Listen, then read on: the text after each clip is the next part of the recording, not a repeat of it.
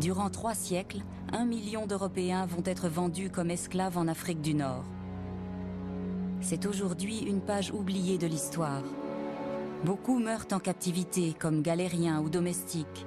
Seuls quelques-uns parviennent à rentrer chez eux, comme Hark Holufs. Leur récit nous ouvre une fenêtre sur leur vécu et sur la culture barbaresque. Que les pirates s'emparent du navire, de sa cargaison et de son équipage, c'était une chose. Mais leur but n'était pas de garder tous ces prisonniers en Afrique du Nord. On les autorisait à envoyer des messages à leurs familles. L'idée, c'était de les renvoyer chez eux moyennant le paiement d'une rançon.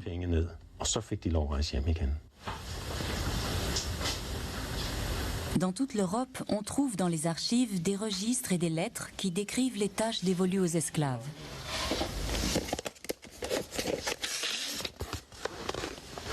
Voyons voir ces lettres. En voici une. Parmi les archives, Éric Goebel a découvert un document exceptionnel par sa rareté. Cette lettre a été écrite à Alger le 10 janvier 1710. Elle est en danois. L'écriture n'est pas très belle, mais ce qu'il faut voir, c'est ceci.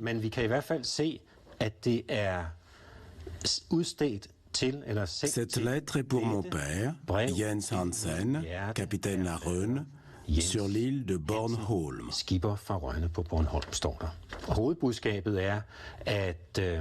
C'est un jeune homme qui a été fait prisonnier dans le détroit de Gibraltar.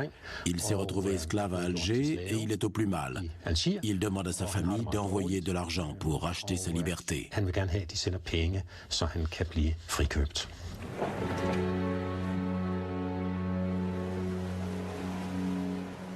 Parmi ces esclaves blancs, entre 4 et 5 000 sont scandinaves. Ce sont surtout des marins. En mars 1747, le Fru Alida quitte Bergen avec une cargaison de poissons séchés. Tout comme Amrum, la Norvège fait alors aussi partie de la couronne danoise. Le navire fait route vers l'Espagne et doit emprunter le détroit de Gibraltar. À son bord, le jeune Skram, âgé de 19 ans, est déjà un marin expérimenté. Le Fru Alida a franchi le détroit de Gibraltar sans encombre. Il a déchargé une partie de sa cargaison de poissons séchés à Barcelone avant de mettre le cap sur Livourne. Là, tout s'est passé comme prévu. Le reste de la cargaison a pu être livré. Mais quand le navire est reparti en direction de la Sardaigne, il a été attaqué par 2 bateaux tunisiens qui ont tiré des coups de canon en guise de sommation.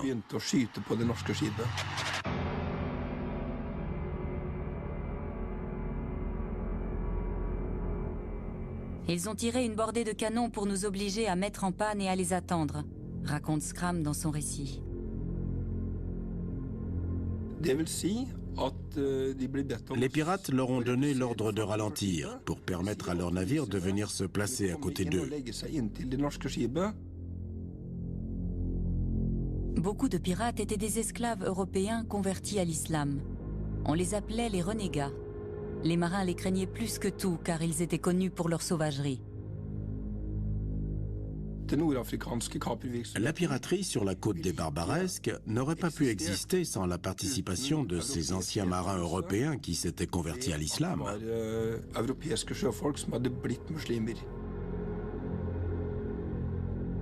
En Afrique du Nord, la piraterie est autorisée par les gouvernements locaux. Une situation qui découle directement des conflits qui opposent depuis le XVIe siècle l'Europe chrétienne et les nations musulmanes du Maghreb. Cette guerre qui ne dit pas son nom s'est propagée jusque dans l'Atlantique.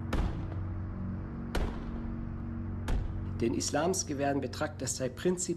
monde musulman se considère en guerre avec la chrétienté. Pour eux, c'est le djihad, la guerre sainte. C'est pour cela qu'a été créée cette piraterie. Elle permettait de puiser des esclaves dans le vivier des prisonniers de guerre pour les vendre dans les pays arabes.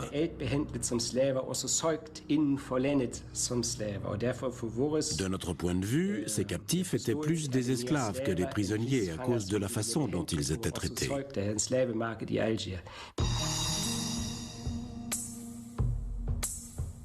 À l'époque, Alger est dirigée par une élite turque qui tient sous sa domination berbères, arabes, juifs, esclaves chrétiens et renégats. Les Turcs se sont servis des esclaves pour conserver leur pouvoir sur la population locale. Par conséquent, à Alger, les captifs avaient une grande importance aux yeux de la classe dirigeante.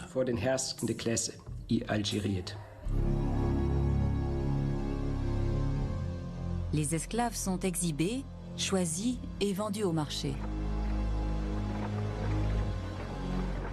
Ceux qui sont envoyés aux galères sont de loin les plus à plaindre. Cela équivaut à une condamnation à mort.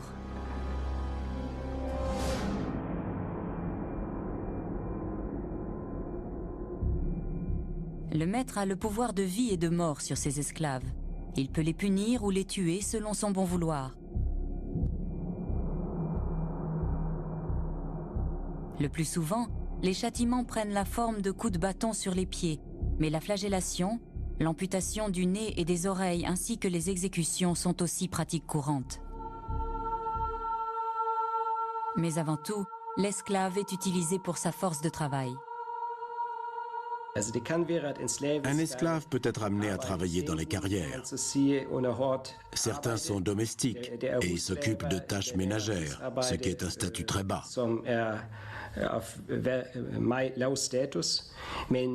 Mais d'autres occupent aussi des postes administratifs, dans l'armée par exemple.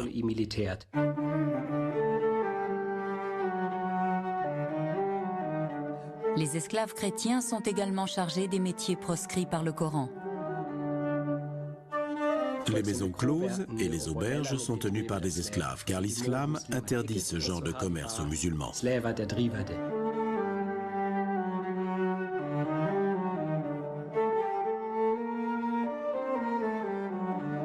Le bey est le gouverneur turc de Constantine. C'est aussi le nouveau maître de Harkolufs qui l'a choisi pour ses capacités.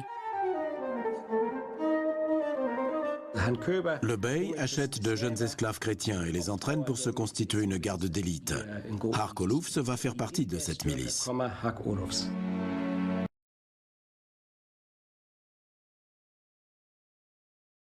Mais elles ont duré des siècles. L'île de Porquerolles va être vidée de sa population au XVIIe ou XVIIIe.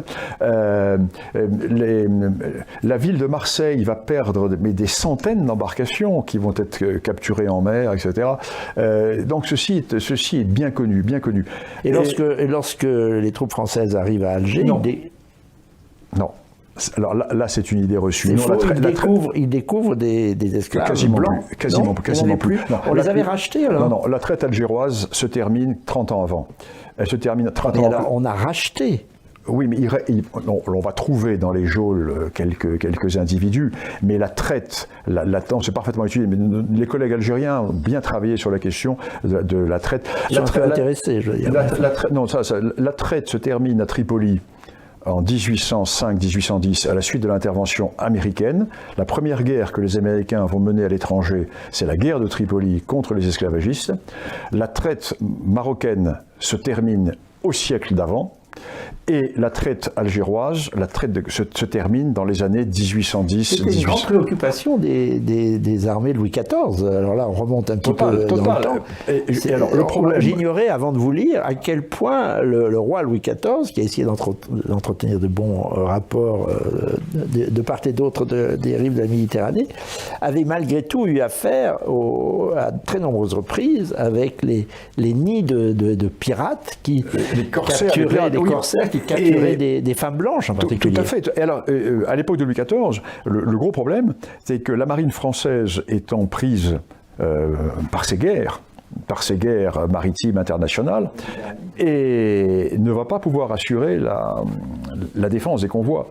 Ce qui fait que pendant des années, la navigation ne sera plus possible à Marseille. Et nous avons des textes extraordinaires. Par exemple, nous avons l'épouse de l'ambassadeur de France en Espagne, qui prend le bateau à Port-Vendre avec ses enfants, et qui, au large de Port-Vendre, est capturée et vendue comme esclave à Alger. avec ses enfants. Et racheter ensuite. Il va falloir, les enfants qui vont mourir sur place. Il va falloir un temps fou pour la racheter. Au large de Port-Vende, elle prend le bateau pour éviter la route qui est très longue par les Pyrénées. Elle compte faire Port-Vende-Barcelone et le bateau est capturé par des barbaresques qui vont aller jusqu'en Islande, qui vont razzier par 2 fois. Ils cherchaient les jolies filles rousses qui étaient très, très prisées dans les harems et ils vont attaquer 2 fois l'Islande. Ils vont razzier Reykjavik 2 fois. Ils vont razzier en Irlande. C'est un phénomène qui est peu connu, mais qui a véritablement marqué les populations du littoral, et celles de la Méditerranée en particulier. La Méditerranée a souvent été C'était la mer de tous les dangers. C'est pas d'aujourd'hui. Il faut vraiment attendre le début du 19e, et l'intervention américaine. L'intervention américaine contre Tripoli, pour pacifier cela. La Méditerranée. Voilà une chose que l'on ne sait pas, et il y en a bien d'autres que nous allons retrouver avec vous, Bernard Lugan, dans notre prochaine conversation